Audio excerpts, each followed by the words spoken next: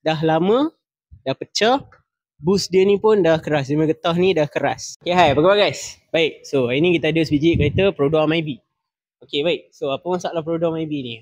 Jom.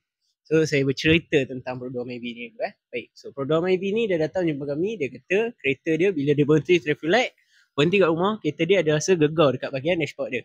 Okay, so bila kita check tengok, kena pasti masalah dia. Okay, ni ni salah satu masalah dia.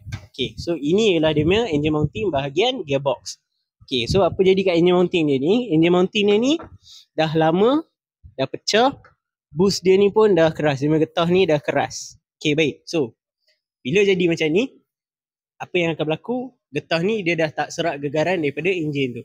So, gegaran tu dia akan transfer pergi ke bahagian dalam kita dekat dashboard ataupun dekat steering. Baik.